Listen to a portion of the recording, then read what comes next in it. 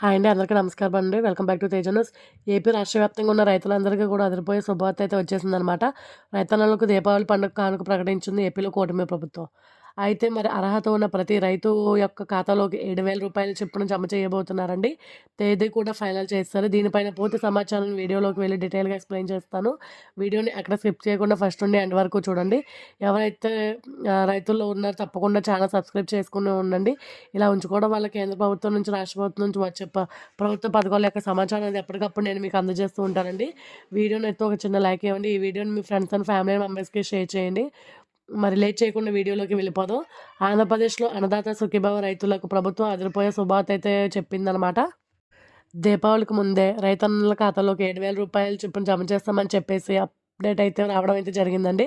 October 18వ తారీఖున రైతుల ఖాతాలో డబ్బులైతే వేస్తామని చెప్పడం అయితే జరిగింది. కేంద్రం మరియు రాష్ట్ర ప్రభుత్వాలు కలిపి డబుల్ ధమాకాను అయితే ప్రకటించేశారనమాట.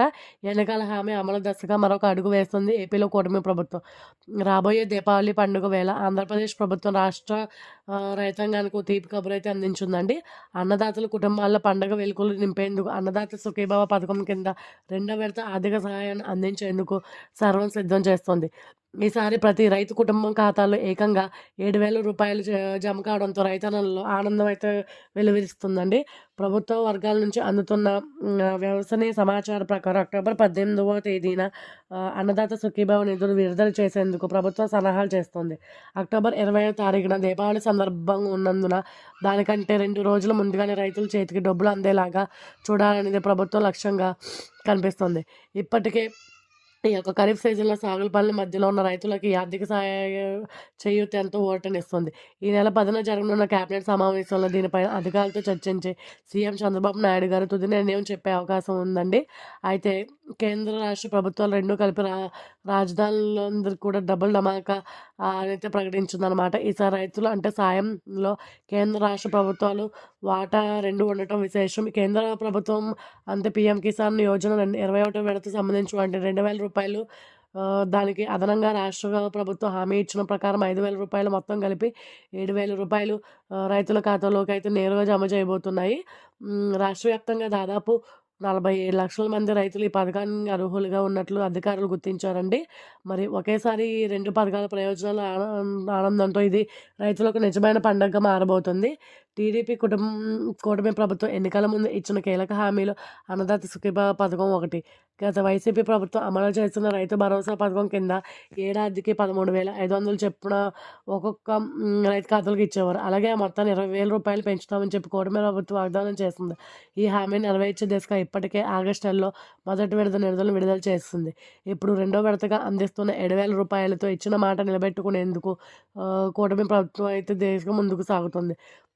మరి పత్తి, మిర్చి వంటి రైతుల పంటలు సాగు చేస్తున్న రైతులు ఖర్చులు విపరీతంగా పెరిగి ఈ తరుణంలో ప్రభుత్వం అందిస్తున్న ఈ పెట్టుబడి సాయం తమకు ఎంతో అండగా నిలుస్తుందని రైతులు హర్షం వ్యక్తం చేస్తున్నారు.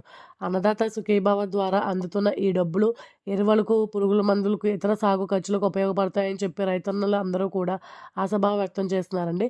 పండగ పూట ప్రభుత్వం తమకు ఆదుకోవడంపై సర్వత్రా సంతృప్తి వ్యక్తమవుతుంది. అన్నదాత సుఖీభావ పథకం రైతుల జీవితాల్లో కొత్త వెలుగులు నింపుతోందని చెప్పి రైతన్నలు అందరూ కూడా ఎంతో ఆనందం వ్యక్తం చేస్తున్నారండి. అన్నదాత సుఖీభావ అలాగే పీఎం కిసాన్ 2 పథకాలు కూడా దీపావళి కానుకగా రైతన్నల ఖాతాల్లో డబ్బులైతే జమ చేయబోతున్నాయి.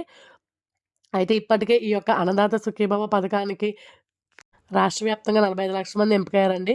మరి కొత్తగా ఎవరైనా రైతులు అప్లై చేసుకోవాలంటే కొత్తగా పట్టాదారు పాస్‌బుక్ పొందిన వారు ఎవరైనా గనుక అప్లై చేసుకోవాలనుకుంటే గనుక మీరు మీ గ్రామాల్లో ఉన్న రైతు భరోసా కేంద్రాల వద్దకు వెళ్ళి పట్టాదారు పాసు పుస్తకాలన్నీ కూడా అదేవిధంగా దాంతో పాటుగా రేషన్ కార్డు, ఆధార్ కార్డు, మీ యొక్క పట్టాదారు పాస్‌బుక్, 2 పాస్‌పోర్ట్ సైజ్ ఫోటోలు ఇచ్చి తీసుకుని వెళ్ళి మీరు అప్లై చేసుకోవచ్చు.